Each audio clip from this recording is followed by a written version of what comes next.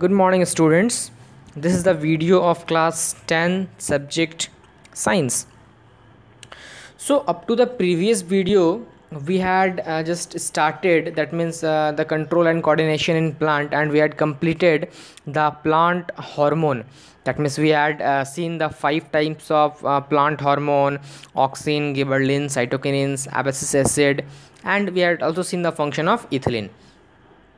So today we will read the movement of a plant, how the plant move. As I had already told you in the previous that means in the starting of this class, that that means there is a movement that is shown by the plant, but they are not visible. So why they are not visible? Because that means the control and coordination part is just coordinated by the hormones, so the response is very slow, so we can't see the movement in plant.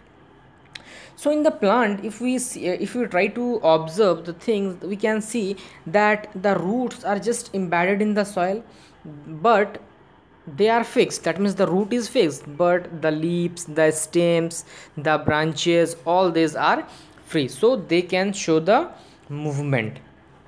So as we all know that in the tip part there is a auxin hormone is present. So over there is a meristematic tissue, that means the undergrowth dividing tissues are present, so they just secrete the auxin hormone and they help in the, that means in the tip of the shoot to just grow faster, and we can observe that they grow a little bit faster, that means in the early time.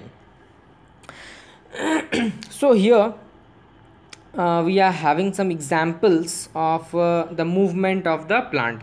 Actually the movement of plant is mainly of two type. First is independent of growth, and second one is the dependent of growth. That means in the most cases we will see that movement is just dependent on the growth. If they will grow, they will show the movement. If they will not grow, they will not show the movement. But there is some cases that where we can see that without growth they are showing the movement, and they are just showing the rapid movement. Just like I'm having one example over here, the one example of Mimosa pudica. That means in generally we call it chuimui plant. They are very sensitive. So here we can see that just before, just the leaves of this one is just like this, but after, if you touch that one, they will sense and they will just bend their leaves just like this. So that means instantly they are showing the movement. So this is the example of Mimosa pudica.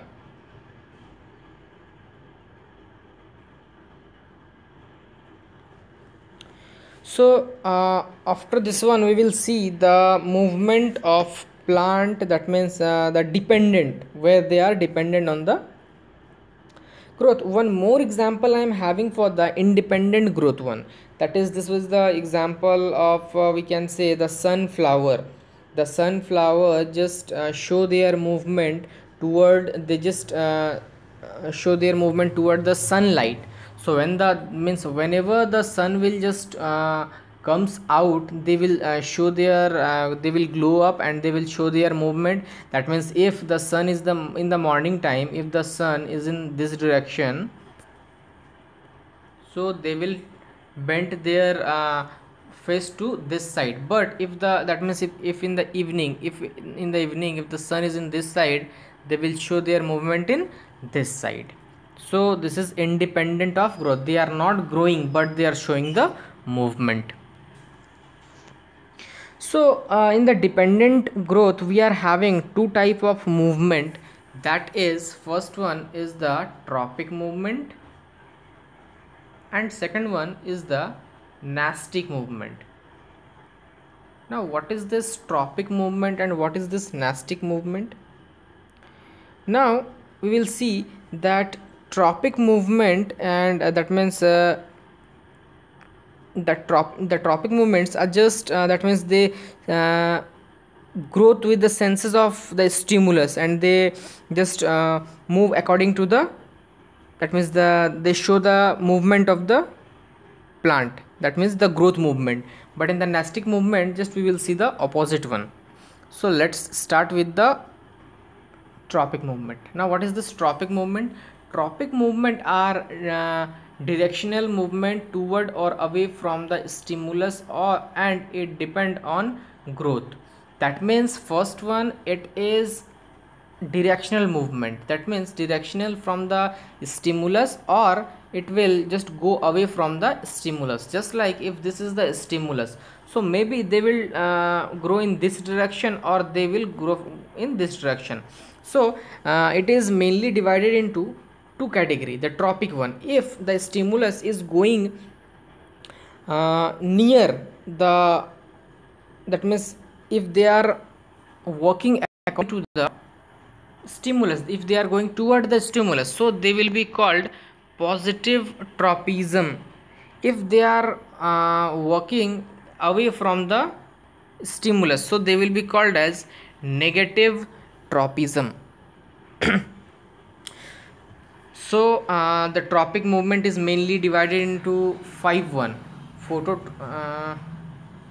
phototropism, thigmotropism, geotropism, hydrotropism, and chemotropism. So one by one we will just read about this one. Remember, in the tropic movement, they are the directional movement toward or away from the stimulus, and it always depend on the growth. Without growth it will not work. First we are having, the first one is the phototropism.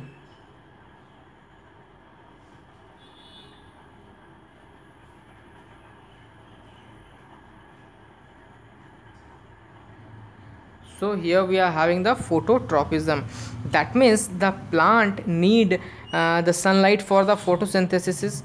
So wherever they will be, just for example this pot is just put near the window, so outside the window there is a light, so this shoot part is just bending toward the sunlight, so they will just get the sunlight and they will grow. That means the bending of the shoot toward the sunlight is known as phototropism.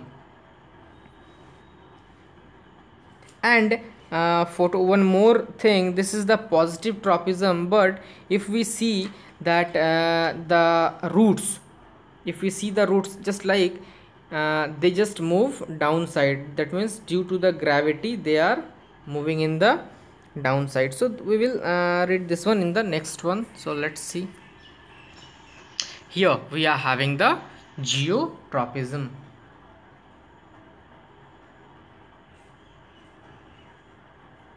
Geotropism means the tropism, the movement due to the gravity.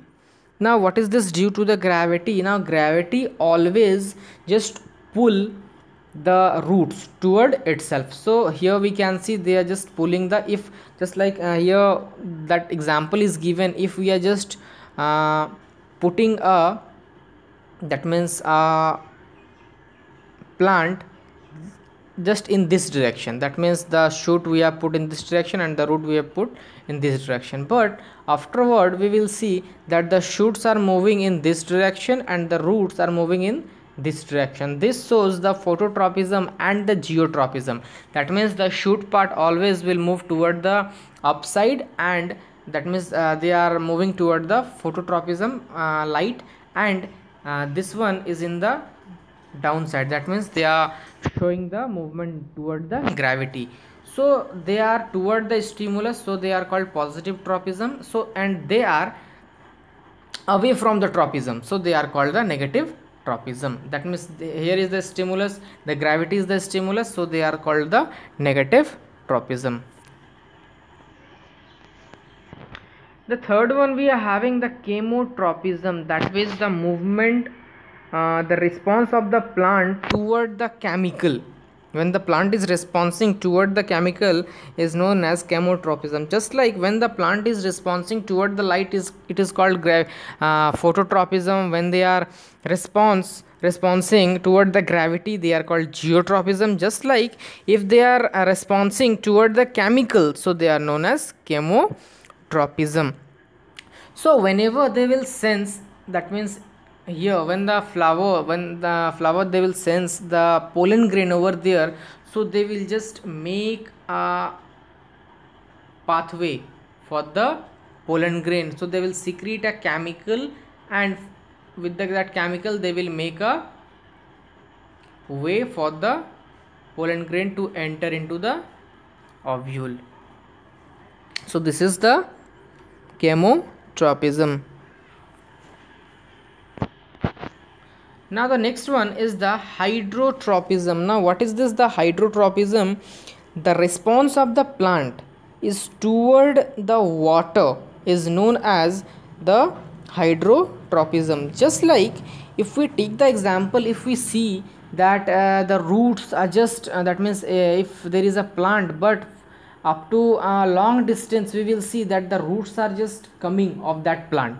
So we can imagine that how the roots, the plant is standing over there, but how the roots are growth up to here, because they are growing in search of water.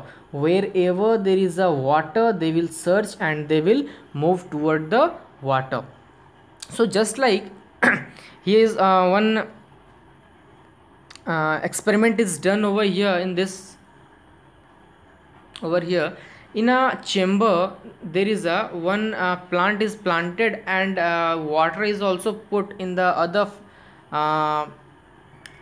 bucket, or in just in a pot it is kept. So you can see the bending of the roots toward the water. So this is called the hydrotropism. That means they will sense the water and they will move toward the water. The last one we are having the thigmotropism. Now the thigmotropism means that means the sense, the touching part. So we can see that there are some plants, that means they are having the weak stem. So with that weak stem they cannot stand in their own, so they need a support. So whenever they just they sense that here is one something is here, that means they can hold or they can touch that one.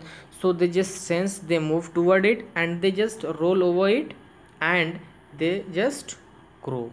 So this is called the thigmotropism. That means the tendrils have the cells which can sense their contact with the nearby objects, and they just grow over there. So we have completed our tropic movement. So in the next one we will see the nastic movement.